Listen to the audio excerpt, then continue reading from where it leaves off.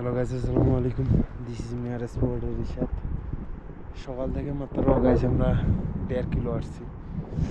এখানকার যে অবস্থা, শ্বাসকষ্টের খুব প্রবলেম হয়েছে, নিঃশ্বাস নিতে বুক ব্যথা করতেছে।